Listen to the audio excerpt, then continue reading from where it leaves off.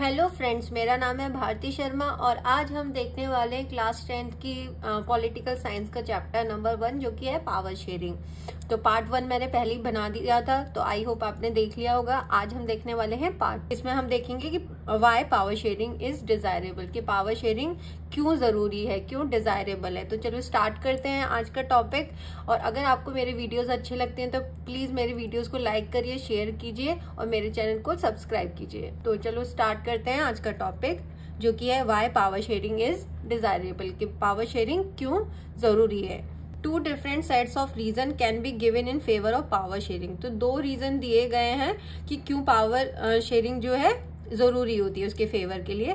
Firstly, power sharing is good because it has to reduce the possibility of conflict between social groups. तो पहला reason ये है कि power sharing इसलिए जरूरी होती है क्योंकि ये जो कॉन्फ्लिक्ट्स होते हैं सोशल ग्रुप्स के बीच में, उसको रिड्यूस करते हैं, उस पॉसिबिलिटी को क्या करते हैं, रिड्यूस करते हैं। कि अगर सोशल ग्रुप्स के बीच में, डिफरेंट सोशल ग्रुप्स के बीच में कोई कॉन्फ्लिक्ट है तो उसको क्या करते हैं, ये रिड्यूस करते हैं। Since social conflict often leads to violence and political instability, power sharing is a good way to ensure the stability of political order.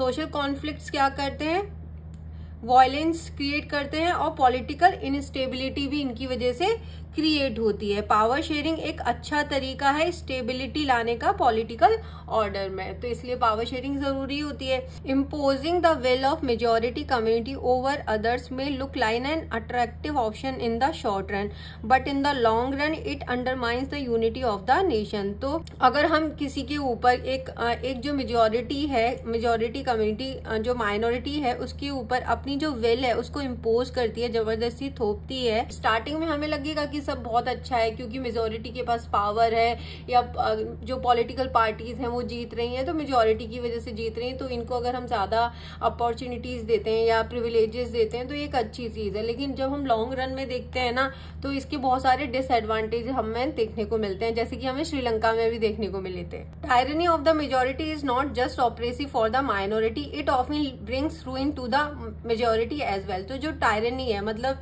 जो डोमिनेंस है मेजोरिटी का, वो सिर्फ माइनॉरिटी के लिए ऑपरेसिव नहीं है, बल्कि ये मेजोरिटी के लिए भी उतना ही बुरा है जितना माइनॉरिटी के लिए है। There is a second deeper reason why power sharing is good for democracy. तो फर्स्ट रीजन हमें समझ में आ गया कि क्यों पावर शेयरिंग जरूरी है। पावर शेयरिंग इसलिए जरूरी है पहले रीजन में क्योंकि ये 2 कम्युनिटीज के बीच में जो कॉन्फ्लिक्ट्स होते हैं उसकी जो पॉसिबिलिटीज है उसको रिड्यूस करती है। There is a second order, और यहाँ पे हमें दूसरा रीजन बताया गया है कि क्यों पावर शेयरिंग गुड है। उसका दूसरा रीजन है power sharing is the very spirit of democracy. तो पावर शेयरिंग क्या है, बहुत ज्यादा जरूरी है डेमोक्रेसी के लिए। Power sharing is the very spirit of democracy. तो पावर शेयरिंग क्या होती है, स्पिरिट होती है डेमोक्रेसी की। A democratic rule involve sharing power with those affected by its exercise and who have to live with its effect.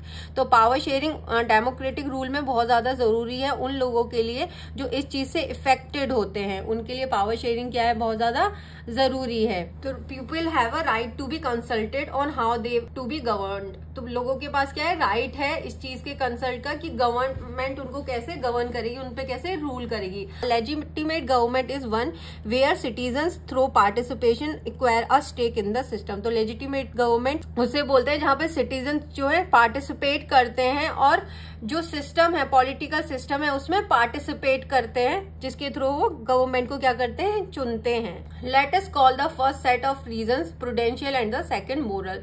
तो हमने जो दोनों रीजंस देखे हैं ना, कि प्रूडेंशियल और सेकंड रीजन, मतलब 2 रीजन देख रहे हैं जिसमें हमने देखा था कि सोशल ग्रुप्स के बीच में कॉन्फ्लिक्ट्स को दूर किया जा सकता है अगर हम पावर शेयरिंग कर देते हैं। दूसरे में हम बोल रहे होते हैं कि जो पावर शेयरिंग है डेमोक्रेसी की क्या है, स्पिरिट है।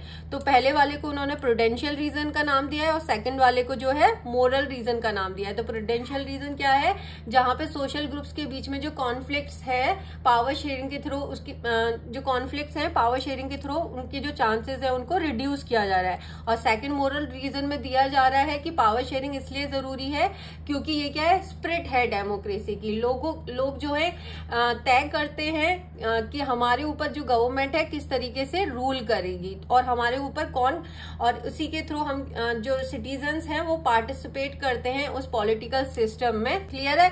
ये क्या है? हमारे मोरल रीजंस हैं। While prudential reason stress the power sharing will bring our better outcomes, moral reason emphasise the very act of power sharing as valuable. जो प्रूडेंशियल रीजन है वो बेटर आउटकम्स पे क्या करता है? जोर देता है, स्ट्रेस करता है। और moral reason emphasise the very act of power sharing is valuable, और जो मोरल रीजन है वो पावर शेयरिंग को बहुत ज्यादा वैल्यूएबल मानता है कि ये बहुत ज्यादा जरूरी है। नेक्स्ट है हमारे पास फॉर्म्स ऑफ पावर शेयरिंग। तो अभी हमने देख लिया कि पावर शेयरिंग क्यों जरूरी है, और उसमें हमने देखा था कि उसके दो रीजन है, पहला है प्रूडेंशियल रीजन और दूसरा है मोरल रीजन। तो प्रूडेंशियल रीजन में हमने देखा था कि जब हम सोशल ग्रुप्स के बीच में कॉन्फ्लिक्ट्स को रिड्यूस करने के लिए पावर शेयरिंग करते हैं तो वो क्या होता है? प्रूडेंशियल रीजन होता है। और मोरल रीजन को हम आत्मा बोलते हैं कि ये क्या है? डेमोक्रेसी की आत्मा है कि पावर शेयरिंग तो होनी ही चाहिए। क्लियर है? अब देखेंगे हम किस किस तरीके से जो पावर शेयरिंग की जाती है। The idea of power sharing has emerged in opposition to the notion of undivided political power। तो जो पावर शेयरिंग का जो आइडिया है वो बेसिकली जो अनडिवाइडेड पॉलिटिकल पावर से आया है। तो जैसे हम मोनार्की सिस्टम में देखते हैं या डिक्टेटरशिप में देखते हैं तो वहां पे पावर कैसी होती है? सेंट्रलाइज्ड होती है, एक इंसान के पास में पावर होती है, तो पावर शेयरिंग जैसी कोई चीज नहीं होती है। तो वहीं से ये आइडिया आया है पावर शेयरिंग का कि जो जो चीजें हमने फेस करी थी जहाँ पे सेंट्रलाइज थी पावर जो है, तो वहां पे लोगों के बीच में कितने ज्यादा कॉन्फ्लिक्ट्स थे क्योंकि उनके पास राइट नहीं थे, एक कम्युनिटी के पास ज्यादा राइट थे, एक के पास नहीं थे। तो वहां से ये जो नोशन है, जो आइडिया है वो आया है पावर शेयरिंग का। For a long time it was divided that all power of a government must reside in one person or group of person located in one place. लंबे टाइम तक हमने ये देखा था कि जो पावर है या तो एक गवर्नमेंट के पास होती थी या किसी एक पर्सन के पास होती थी या ग्रुप ऑफ पर्सन्स के पास होती थी एक जगह पे। ठीक है, मतलब जैसे कि मैंने बताया कि सेंट्रलाइज्ड होती थी, ऐसी कोई चीज नहीं थी कि भाई पावर को शेयर किया जा रहा है कि या सब यहाँ इक्वलिटी की बात कर रहे हैं, ऐसा कुछ नहीं है। इक्वलिटी जैसी कोई चीज नहीं होती थी कि पावर है तो एक पर्सन के पास है या एक गवर्नमेंट के पास ही है या कोई कम्युनिटी है उसी के पास है, उसको ज्यादा प्रीफरेंसेस दिए जा रहे हैं। तो इस तरीके से पावर को सेंट्रलाइज किया हुआ था। It was felt that if the power to decide is dispersed it would not be possible to take quick decision and to enforce them. और वो ऐसा ना लॉजिक देते थे कि अगर ना पावर को शेयर कर दिया तो उससे बहुत ज्यादा प्रॉब्लम आ जाएगी, क्योंकि जो पावर डिवाइड हो जाएगी अगर, तो उससे जो डिसीजन लेने में क्विक डिसीजन नहीं ले पाएंगे। इसलिए क्या है, पावर को क्या होना चाहिए? सेंट्रलाइज्ड होना चाहिए। मतलब एक ही के पास पावर है तो वो जल्दी जल्दी डिसीजन ले लेगा, चाहे वो जो भी लेगा। But these notions have change with the emergence of democracy. लेकिन जब डेमोक्रेसी आती है तो ये जो आइडिया था ना कि पावर सेंट्रलाइज होनी चाहिए, ये क्या था? अब चेंज हो गया था। One basic principle of democracy is that people are the source of all political power. एक बेसिक जो प्रिंसिपल है ना डेमोक्रेसी का वो ये है कि लोग क्या हैं? सोर्स हैं पॉलिटिकल पावर की। मतलब लोग जिसको चाहेंगे ना उसी की गवर्नमेंट बनेगी भाई। ठीक है, तो डेमोक्रेसी में सारी पावर किसके पास होती है? लोगों के पास होती है। लोग ही तो चुन रहे होते हैं, लोगों के पास ही तो पावर होती है, उन्हीं के द्वारा तो गवर्नमेंट चुनी जाती है। तो यहाँ पे जब डेमोक्रेसी आती है तो यहाँ पे जो प्रिंसिपल है ना, बेसिक प्रिंसिपल ही ये है कि लोग क्या है? सोर्स हैं पॉलिटिकल पावर का। In a democracy people rule themselves through institutions of self government. तो डेमोक्रेसी में जो लोग हैं वो रूल करते हैं खुद किसी भी इंस्टीट्यूशन या जो गवर्नमेंट है उसके थ्रू। वो क्या कर रहे होते हैं? रूल कर रहे होते हैं। डायरेक्ट तो नहीं कर रहे होते हैं, इनडायरेक्टली कर रहे होते हैं। मतलब चुना है उन्हें और वो लोगों ने चुना है किसी गवर्नमेंट को और उसके थ्रू वो क्या कर रहे हैं? रूल कर रहे हैं। Is in a good democratic government due respect is given to diverse group and views that exist in a society. ठीक है, तो जो गुड डेमोक्रेटिक गवर्नमेंट होती है ना, वहां पे जो भी ग्रुप्स हैं, अलग अलग ग्रुप्स हैं, उनके व्यूज या उनकी जो आइडियाज हैं उन सबको क्या दिया जाता है? रिस्पेक्ट दिया जाता है सोसाइटी में। ठीक है, हर किसी को वैल्यू दी जाती है, हर किसी को इक्वलिटी दी जाती है, हर कोई सेल्फ रिस्पेक्ट के साथ रह रहा होता है। Everyone has a voice in the shaping of public policies. तो हर किसी की वॉइस होती है, मतलब राइट होता है कि पब्लिक जो पॉलिसीज बनाई जा रही हैं उनमें उनकी भी उनकी भी पार्टिसिपेशन होता है कि उनकी भी क्या सोच है, उनके क्या आइडिया है, क्या वो इस चीज से सहमत है या नहीं, जो लॉ बनाया जा रहा है उनको पसंद है या नहीं। तो इन सब में क्या है, लोगों का, हर किसी का क्या है, योगदान है। Therefore it follows that in a democracy political power should be distributed among as many citizens as possible। तो डेमोक्रेसी में एक सिंपल सा रूल है कि पावर ज्यादा से ज्यादा लोगों के बीच में क्या होनी चाहिए, शेयर होनी चाहिए, बटी हुई होनी चाहिए। In modern democracies power sharing arrangement can take many forms. तो मॉडर्न डेमोक्रेसी में पावर शेयरिंग का जो अरेंजमेंट है वो काफी फॉर्म्स में हमें देखने को मिल जाता है, अलग अलग तरीके से। Let us look at some of the most common arrangement that we have or will come across. तो हम यहाँ पे कुछ एग्जाम्पल्स देखेंगे जो कॉमन अरेंजमेंट जो ऑलमोस्ट हर जगह पे हमें देखने को मिल जाते हैं। तो पहला पावर शेयरिंग का जो फॉर्म है वो है power sharing is shared among different organs of government. तो पावर शेयरिंग की जाती है गवर्नमेंट के डिफरेंट ऑर्गन्स के बीच में, such as the legislature, executive and judiciary. तो हमें पता है कि गवर्नमेंट के 3 ऑर्गन्स होते हैं, लेजिस्लेचर होता है, एग्जीक्यूटिव होता है और जुडिशरी होता है। Let us call this horizontal distribution of power because it allows different organs of government placed at the same level to exercise different powers. तो चलो देख लेते हैं कि हॉरिजॉन्टल का क्या मतलब है। तो जब हॉरिजॉन्टल पावर शेयरिंग की बात कर रहे होते हैं तो मतलब ये एक सीधी लाइन है, तो मतलब इसको क्या बोलते हैं, हॉरिजॉन्टल पावर शेयरिंग। तो अगर आपको याद ना रहता हो कि हॉरिजॉन्टल में और वर्टिकल में हम कंफ्यूज हो जाते हैं, तो एक सिंपल सा मैं आपको ट्रिक बता देती हूँ।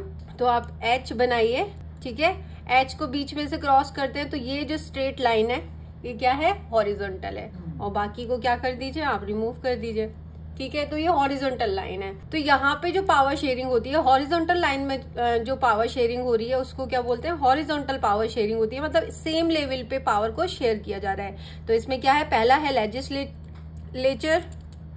लेजिस्लेचर जो है उसके बीच में, और दूसरे पे एग्जीक्यूटिव, एंड थर्ड है जुडिशरी, ठीक है, थर्ड है जुडिशरी। तो इतना समझ में आया कि लेजिस्लेचर के बीच में, एग्जीक्यूटिव के बीच में और जुडिशरी के बीच में क्या है, पावर को डिवाइड किया जाता है। तो आप देख रहे हो कि सेम लेवल में, ऐसा तो नहीं है किसको ज्यादा वैल्यू मिल रही हुई है, या एक सेम लाइन में यहाँ पे पावर को शेयर किया गया है। इसको बोलते हैं हॉरिजॉन्टल पावर शेयरिंग, जब सेम लेवल पे पावर को क्या किया जाता है, शेयर किया जाता है among the different organs of government. Clear?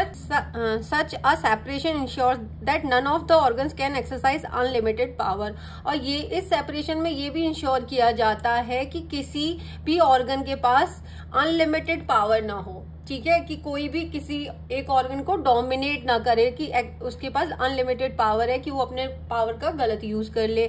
Each organ checks the other, हर ऑर्गन क्या है, एक दूसरे को चेक करेगा। This result in a balance of power among various institution. और ये इसका एक ये रिजल्ट होता है कि ये क्या है, एक बैलेंस बना के रखता है बिटवीन द डिफरेंट इंस्टीट्यूशंस के बीच में। इंस्टीट्यूशन मतलब लेजिस्लेचर, एग्जीक्यूटिव और जुडिशरी के बीच में। Last year we studied that in a democracy even though ministers and government officials exercise power, they are responsible to the parliament और state assemblies। तो जब लास्ट ईयर आप लोगों ने 9th में पढ़ा होगा डेमोक्रेसी के बारे में कि जो मिनिस्टर्स और गवर्नमेंट ऑफिशियल्स होते हैं वो एक्सरसाइज करते हैं पावर को और रेस्पॉन्सिबल होते हैं पार्लियामेंट के लिए और स्टेट असेंबली के लिए।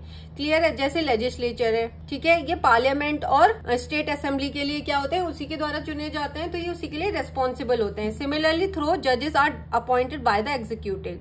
अब जो एग्जीक्यूटिव जो जजेस होते हैं उनको अपॉइंट कौन करता है, एग्जीक्यूटिव्स करते हैं। They can check the functioning of executive. और जजेस क्या चेक करते हैं, जो एग्जीक्यूटिव फंक्शनिंग कर रहे हैं या लॉज बना रहे हैं लेजिस्लेचर, वो ठीक से काम कर रहे हैं या नहीं। तो चलो एक बार मैं समझा देती हूँ आप लोगों को अच्छे से।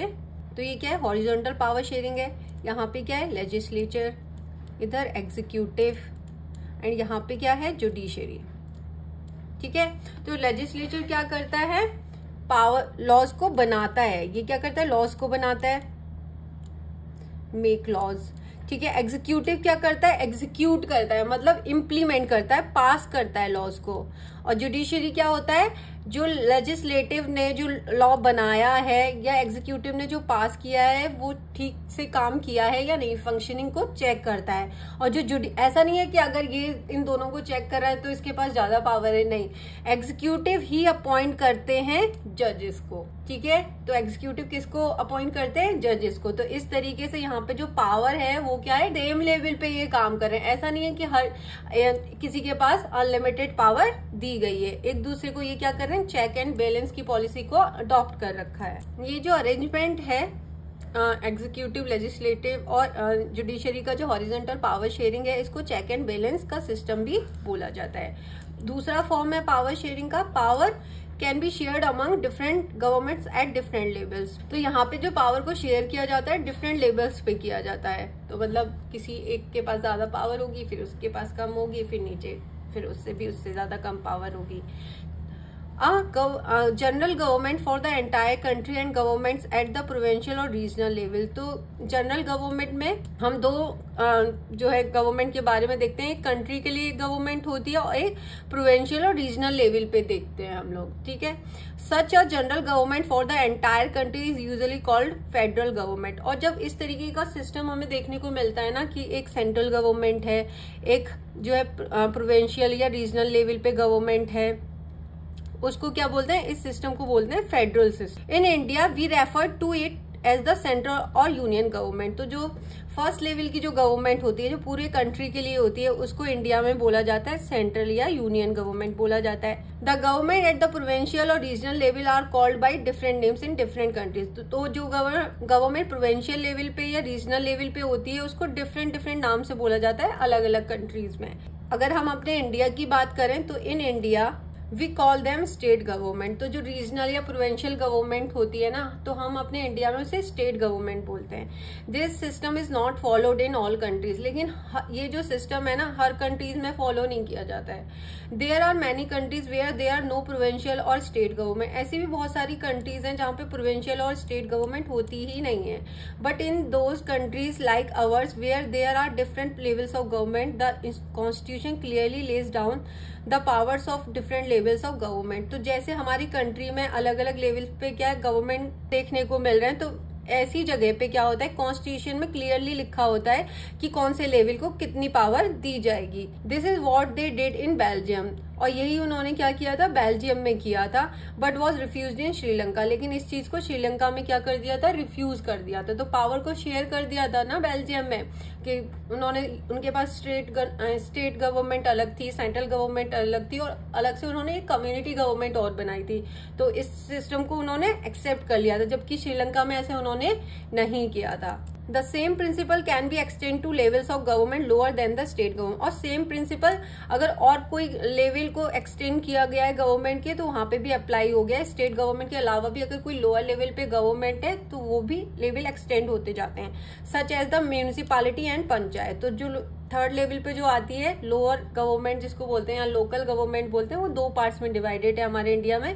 पहला है म्यूनिसिपैलिटी और दूसरा है पंचायत। तो म्यूनिसिपैलिटी हमें पता है कि शहरों में होती है, टाउन्स में जब हम बात करते हैं वो पंचायत गाँव में होती है। Let us call division of power involving higher and lower levels of government vertical division of power. तो ये जो सिस्टम है डिवीजन ऑफ पावर का हायर टू लोअर लेवल्स पे, इसको वर्टिकल डिवीजन ऑफ पावर बोला जाता है। तो वर्टिकल पावर शेयरिंग की जब हम बात करेंगे ना, हायर टू लोअर लेवल पे, तो ये क्या हो गई, हमारी सेंट्रल गवर्नमेंट हो गई, यहाँ पे स्टेट गवर्नमेंट हो गई, और यहाँ पे हो गई हमारी लोकल गवर्नमेंट, ठीक है। अब लोकल गवर्नमेंट में हमारे पास दो टाइप की गवर्नमेंट बताई गई है, म्यूनिसिपैलिटी और ग्राम पंचायत। तो जो म्यूनिसिपैलिटी है वो टाउन्स में होती है, और ग्राम पंचायत कहाँ होती है, विलेजेस में हमें देखने को मिल जाती है। तो ये जो सिस्टम है ना, हायर टू लोअर लेवल पे जो गवर्नमेंट को डिवाइड कर रखा है, उसको क्या बोलते हैं हम लोग, वर्टिकल पावर शेयरिंग बोलते हैं। तो जब भी अगर आपको याद ना रहे कि वर्टिकल क्या होता है, तो वर्टिकल मतलब वी बनाइए, जैसे एच को बीच में से किया था वैसे ही स्ट्रेट जो लाइन है उसको बोलेंगे vertical power sharing. Third form of power sharing है हमारे पास अमंग डिफरेंट सोशल ग्रुप्स के बीच में जब पावर को डिवाइड किया जाता है, तो वो क्या है हमारा third form of power sharing है, such as the religious and linguistic group. और वो जो ग्रुप्स हैं वो रिलीजियस के लेवल पे हो सकते हैं या लिंग्विस्टिक ग्रुप पे हो सकते हैं, मतलब धर्म के आधार पे भी हो जाते हैं और लैंग्वेज के आधार पे भी हो सकते हैं। Community government in Belgium is good example of this arrangement. तो कम्युनिटी गवर्नमेंट जो बेल्जियम में बनाई गई थी वो एक अच्छा एग्जाम्पल है इस अरेंजमेंट का।